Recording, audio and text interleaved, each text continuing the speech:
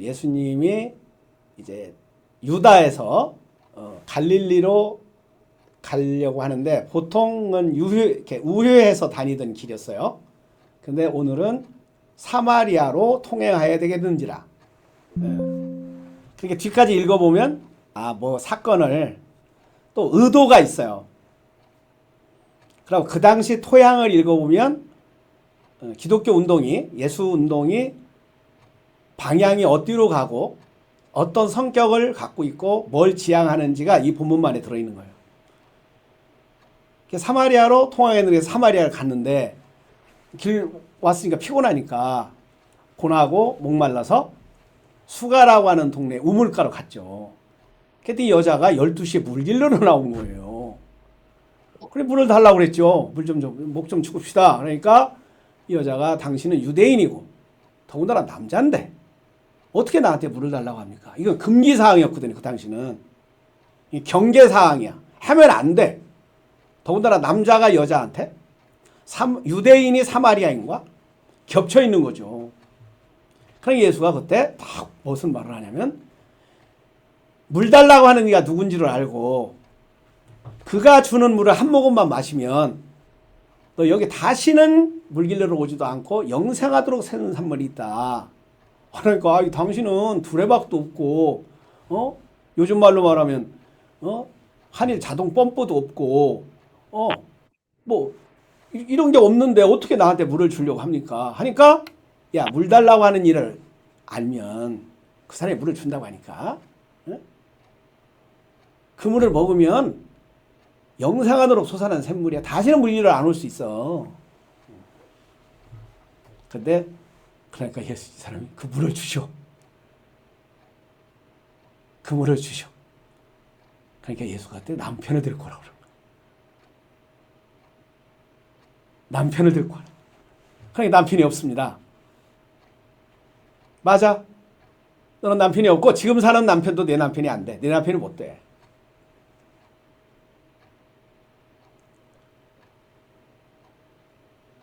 그러니까 얘가 그리스도가 아닙니까?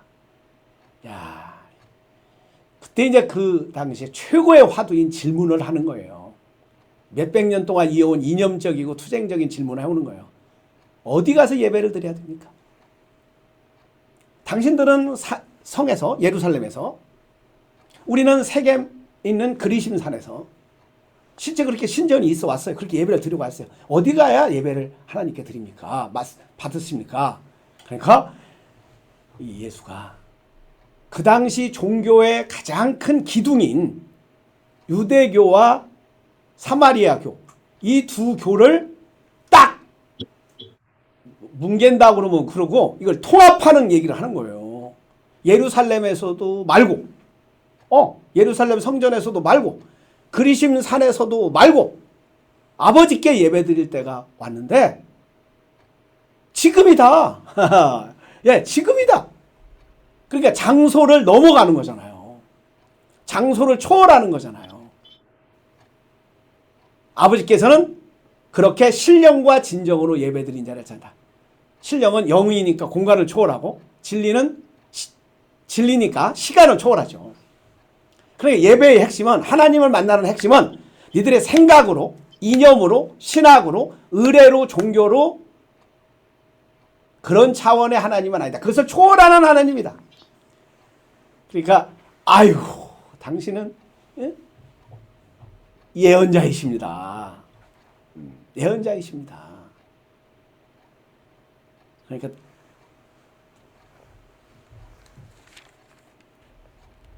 그리고 그리스도가 오면 그런 날이 될 겁니다. 그러니까 네가 바라는 내가 바로 그다. 그러니까 인식이 지금 바뀌어가는 거예요. 이상한 유대인에서 남자에서 인식이. 여러분 여기가 그냥 성경은 하루에 뭐 한나절에 벌어진 일이라고 볼 수도 있고 이것을 일생의 역사로 볼 수도 있어요.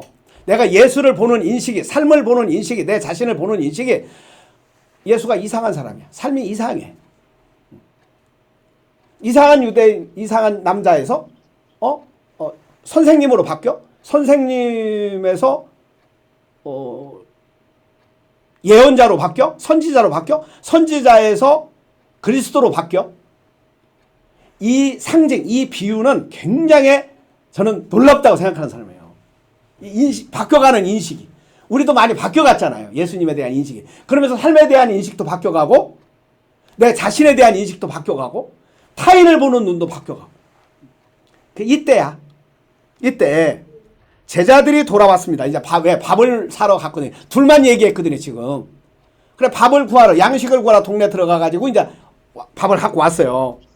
예수께서 여자하고 말씀하고 있는 것을 보고 깜짝 놀라가지고 너무 놀라서 너무 의아스러워서 웬일이십니까? 라고도 묻지도 않았고 어찌하여 여자와 말씀을 나누고 계십니까? 라고 묻는 사람이 하나도 없었어. 어안이 벙벙한 거야.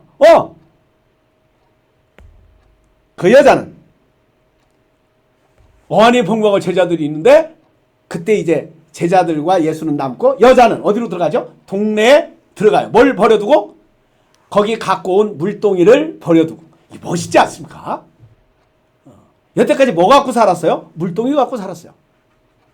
이 사람은 동네 사람이지만 동네에서 살지만 동네 사람이 아니야. 왜? 자기는 이상해.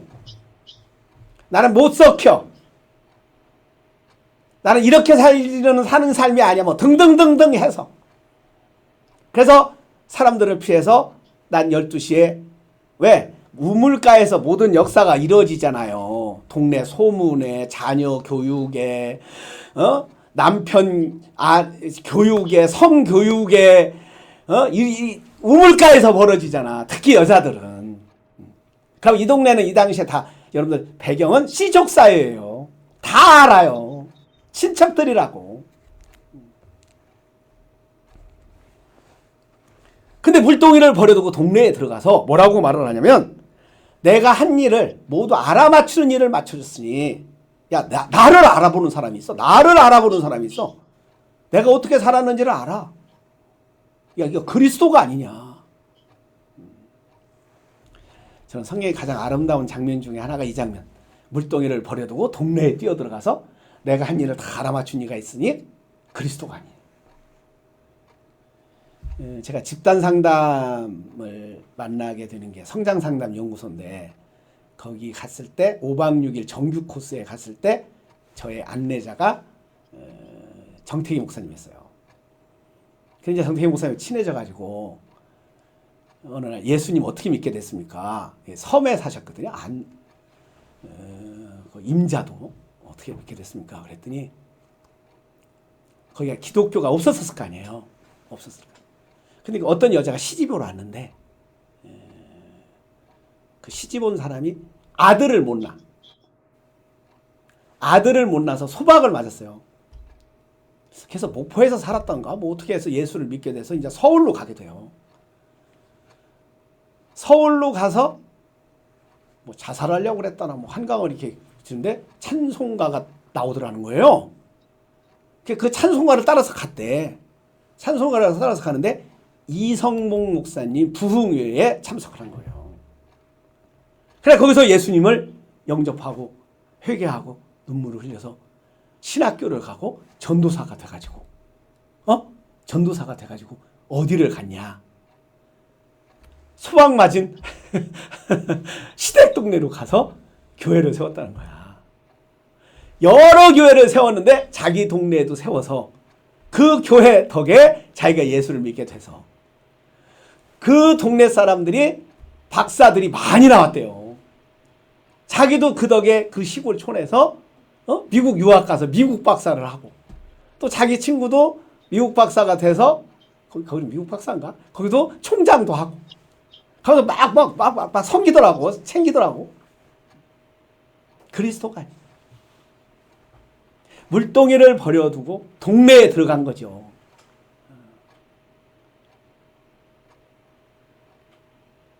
아름다운 장면이에요. 이분은 맏형수거든요.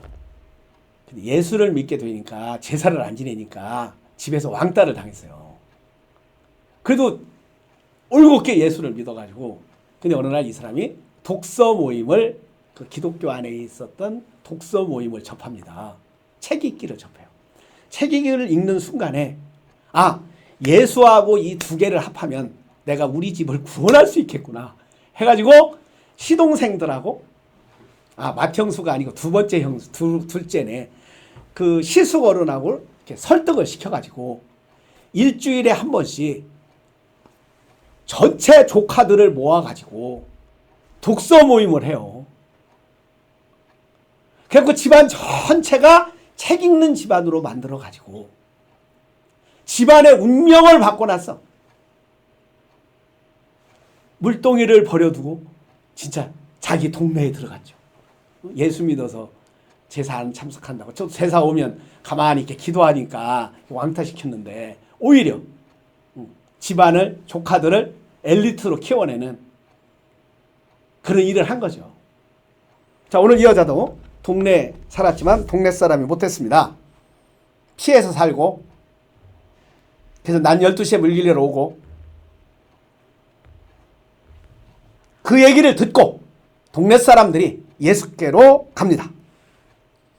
그러는 동안에 제자들이 예수께 랍비님 잡수십시오. 선생님 잡수십시오. 그래요. 또 바뀌어요 이제. 그러니까 오늘 이 상황이 샥샥샥샥 무지하게 바뀌어. 이제는 음식을 잡수십시오. 이제 또 다른 상황이 나오는 거예요 지금. 어? 자, 동네에 뛰어들어가서 내가 그리스도를 만난 이가 아니야. 그러니까 동네 사람들이 나와요. 근데 또 상황은 또 바뀌어요. 나왔고 뭘로 거기가 끼어드냐면 이제 드시죠. 식사 드시죠. 했어요. 그럼 드시면 될 거 아니에요. 근데 또 안 먹어. 아까 여기 물 달라고 그래서 물 줬으면 되는데 또 물 안 줘. 그러니까 이 요한복음 4장의 이 기술 방법은 참 재밌는 것이 지금. 예수께서 그들에게 말씀하시기를 나에게는 너희가 알지 못하는 먹을 양식이 있다. 양식을 밥을 갖고 왔는데 나는 니들이 알지 못하는 밥이 있어. 그러는 거예요. 여러분들 나는 니들이 알지 못하는 돈이 있어. 이거 멋있지 않아요? 자식들한테 나는 니들이 알지 못하는 돈이 있다. 에? 나는 니들이 알지 못하는 땅이 있다. 어때요 행복님? 나는 니들이 알지 못하는 땅이 있다. 할렐루야. 할렐루야. 나는 니들이 알지 못하는 주식이 있다. 아멘. 나는 니들이 알지 못하는 양식이 있다는 것이죠. 밥을 갖고 왔는데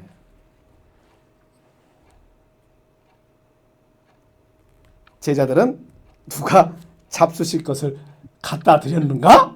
왜? 이렇게 생각해. 왜? 차원이 다른 얘기가 계속 겹치거든. 요한복음은 3차원의 얘기와 4차원의 얘기. 이 세상의 현상계와 존재계의 얘기가 두 개가 쫙 겹쳐요.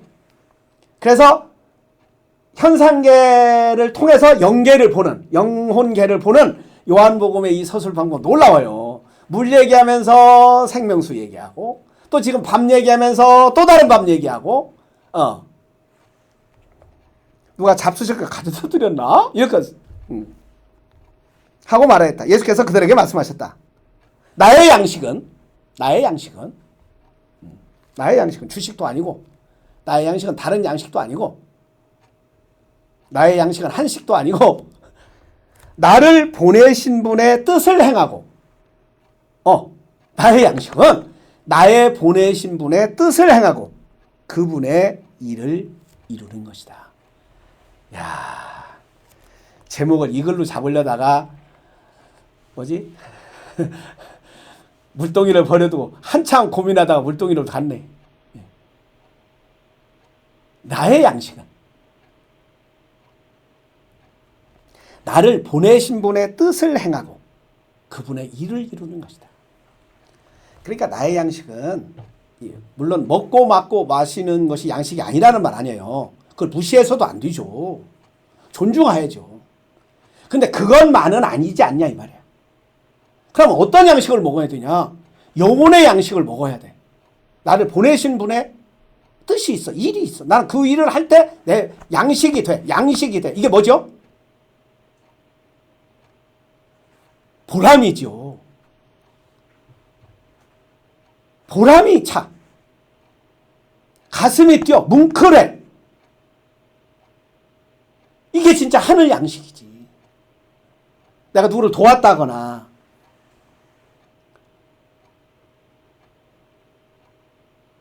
짐을 날라줬다거나 업어줬다거나 어디를 건네줬다거나 뭘 해결해줬을 때 아무런 대가 없이 너 뿌듯해. 먼저 안부를 묻고. 이번에 우리 에너지님, 삼파 에너지님 딸이 그 NGO로 아프리카를 갔어요. 근데 학교 다닐 때부터 NGO 단체에서 일하는 게 꿈이었어요. 근데 돈 벌 생각을 안 해. 돈은 주식으로 해서 적당히 벌어서 쓸 거고 자기는 NGO 봉사하는 일을 할 거라는 거예요. 그래 아프리카를 갔어요. 그래 왜? 그 일을 하고 싶은 거야. 그 일을 할 때 가슴이 뛰어. 응. 오늘 예수님 말로 바꾸면 나의 양식은 그냥 아침 세끼 아니 나 하루 세끼 밥 먹고 또 더 잘 먹고 뭐 그냥 구경 다니고 뭐 이런 것만은 아니다. 또 하나의 양식이 있다. 나는 영혼의 양식이 있다. 그것은 나의 보내신 분의 뜻을 행하고 그분의 일을 이루는 것이다.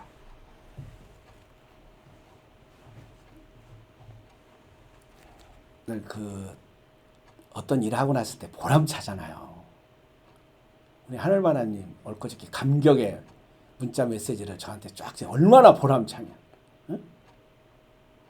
얼마나 보람차냐. 우리 해솔님 그 아이들 가르칠 때 그 애들이 다 들 때 보람차잖아요. 보람차잖아요.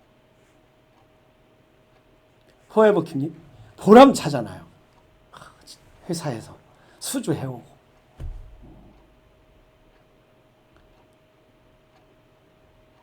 본표님이 요즘 식당 밥 먹을 때 얘기한 아이 뭐라 블랙리스트에 올랐었대요. 다른 유치원에서. 근데 전원 유치원이었고 투표에 돼가지고 온 거예요. 근데 우리 본표님 눈에는 본표님 한번 말해봐요. 아 얘들은 문제아가 아니고 누구다? 천재 성향을 갖고 있는 아이였는데 먼저 다니던 유치원은 영어를 열심히 하는 유치원이라 단순한 단어나 문장의 반복으로만 쭉 이어지는 수업을 하니까 얘는 너무 재미가 없고 괴로웠던 거죠. 그래서 근데 전원 유치원에서는 아주 중요하게 여기는 수업 방법 중에 하나가 자유선택 활동이라는 게 있어요. 내 마음대로 선택해서 놀이하는 건데 유치원에 다녔던 아이들이 익숙해서 자유롭게 여러 가지 활동들을 선생님들이 준비해놓은 여러 가지 활동들을 선택해서 노는 걸 보고 저렇게 놀아도 되나?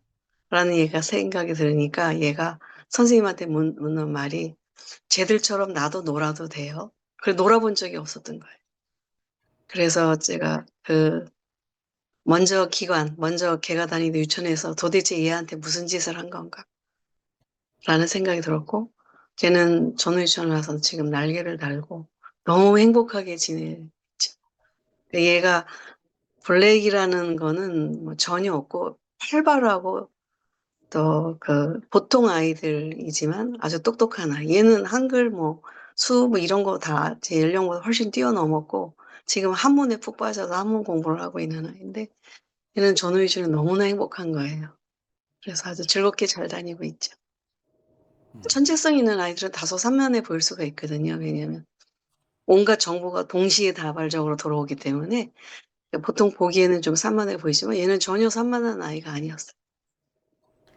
나는 천재가 아니었구나. 산만하지 않았어.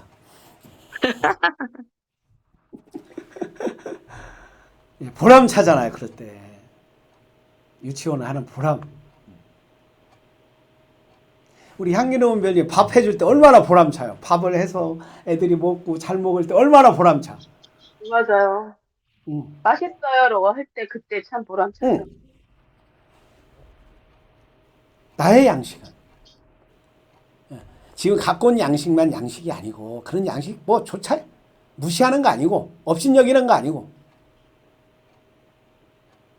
그런 양식만이 아닌 나의 양식은 나를 보내신 분의 뜻을 행하고 그분의 일을 이루는 것이다.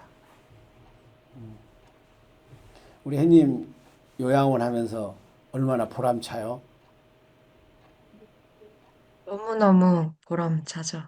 음. 제가 만난 모든 일 중에서 가장 보람된 것 같습니다. 이게 하나님의 은사지. 하나님의 선물이지. 이게 생수야. 이거 주려고. 이 물을 먹으라고. 그러면 영생하도록 솟아나는 샘물이 난다고. 그래, 그 물을 먹은 사람은 또 물을 줄 수 있어요. 요한복음 4장 전개 방법 굉장히 좋죠. 이게 물이야. 이게 진짜 생수야. 이게 하나님의 선물이야.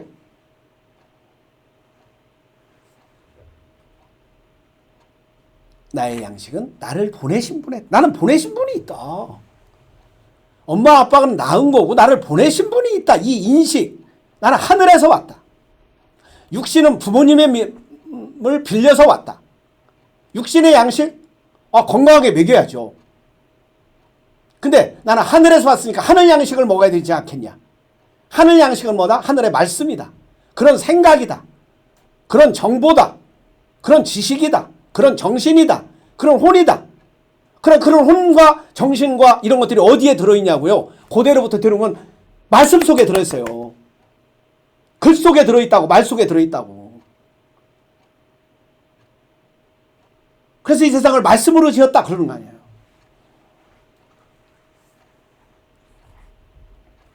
근데 말씀 없이 정신 없이 사는 거죠 우리가. 그분의 일을 이루는 것이다. 하나님의 일이 나의 일, 아버지의 일이 나의 일. 그래서 아버지께서 일하시니 나도 일한다. 이제 앞으로 5장에 나올 거예요. 아버지께서 일하신다. 그래 나도 일한다. 어제 우리 생태학교를 열었어요. 어린애들 꼬마들도 왔는데 핵심은 전번에 이제 제가 몇 번 받아봤잖아요. 저도 해봤고. 근데 이분이 타고난 뭐가 있어. 그리고 잔소리를 굉장히 잘해. 무슨 소리를 잘하냐. 왜 부모한테 공경해야 되는지, 왜 형제간이 잘 지내야 되는지, 이 자연을 갖고 자연의 공존, 그래서 행복하게 사는, 그러고 어떻게 서로 방어해주고 서로 주고받고 하는 것을 이 풀이나 애벌레나 뭐 곤충이나 이런 걸 갖고 수업을 하는 거예요. 그러니까 애들이 굉장히 좋아하죠.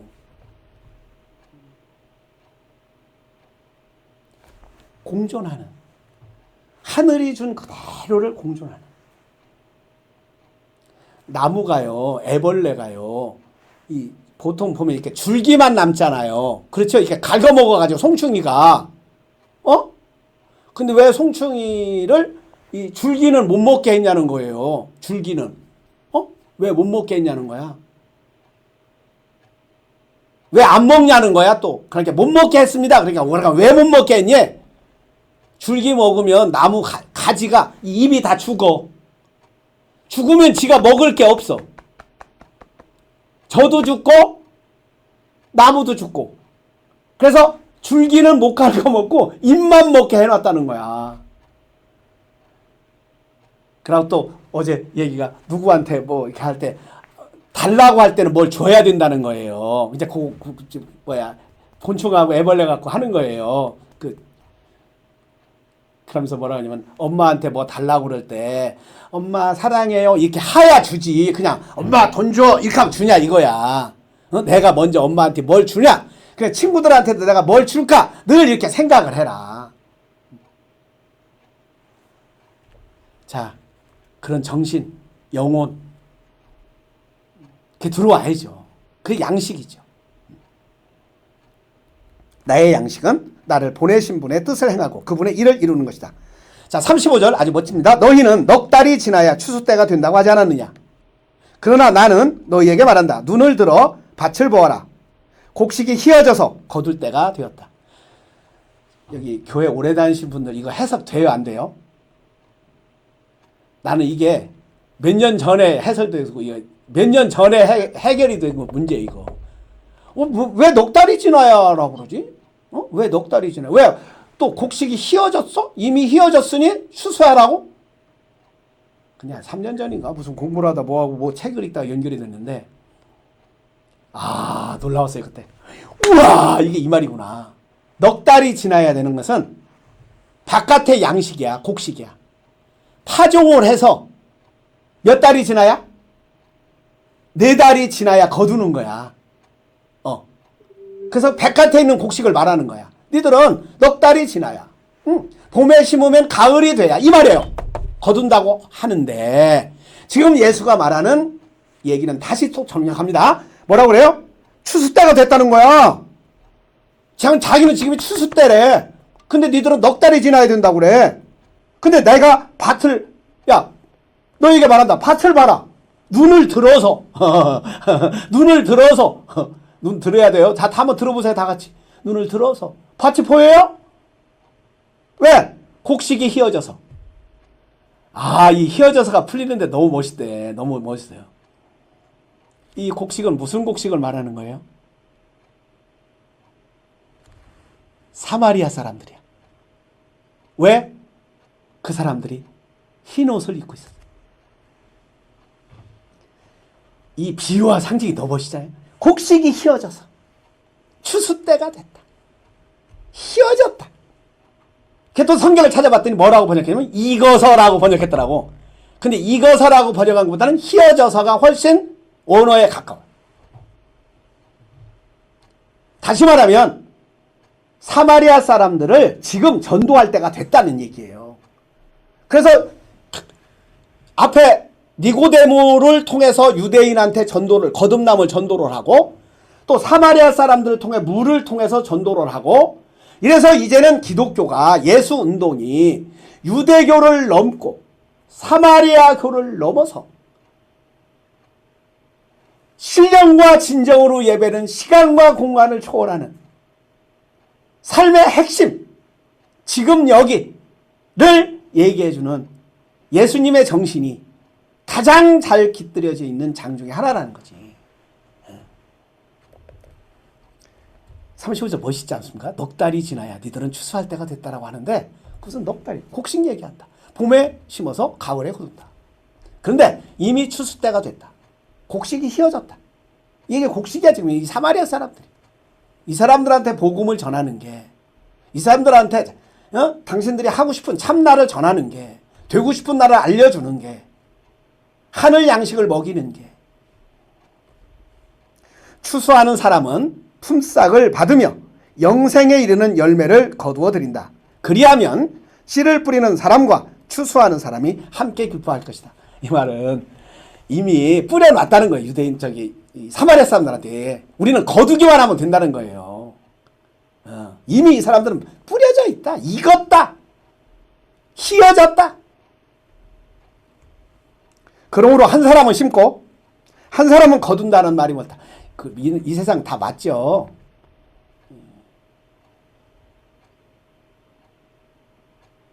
정원 만들어 놨지만 정원을 즐기는 사람은 다른 사람이라니까. 또 우리 재산 읽었지만 뭐 자식들이 즐기잖아요. 요즘 우리 세대나 우리 위에 세대들이 이 세상 우리가 만들어 놨는데 지금 우리 젊은 애들이 누리잖아요. 젊은 애들이 누리면서 노인 애들 구박은 다 받거든요. 꼰대라고도 하고 뭐 이게 키오스키도 못 눌러서 난 안 먹어 커피 하고 나오잖아요. 그냥.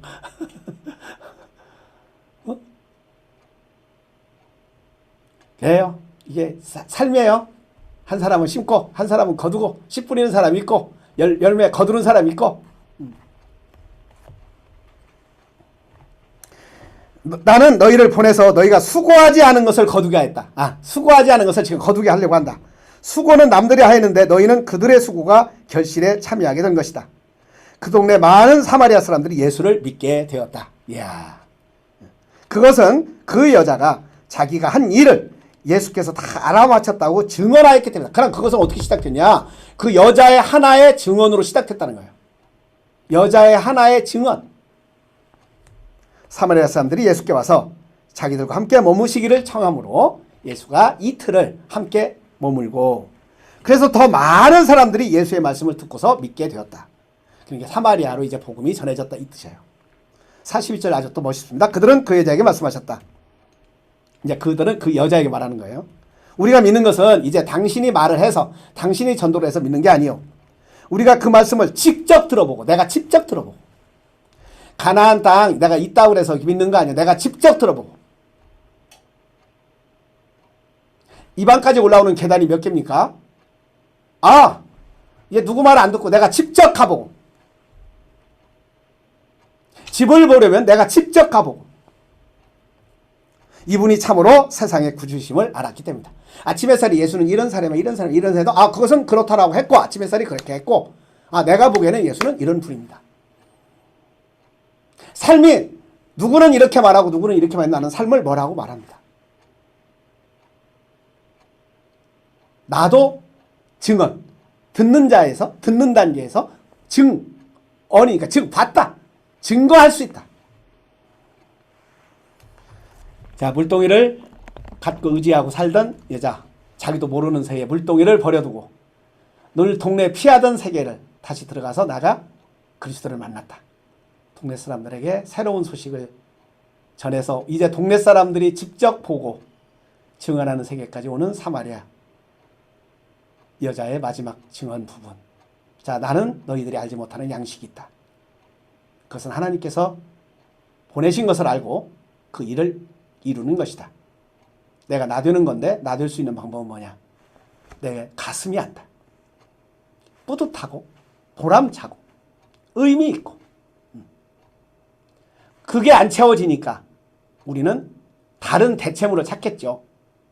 뭐 술로, 마약으로, 게임으로. 그래서 영혼이 좀먹고 육신은 너무 많이 먹어서 몸은 망가지고 영혼의 양식이 안 먹어서. 그래서 두 양식을 우리 고루 균형 있게 맞춰.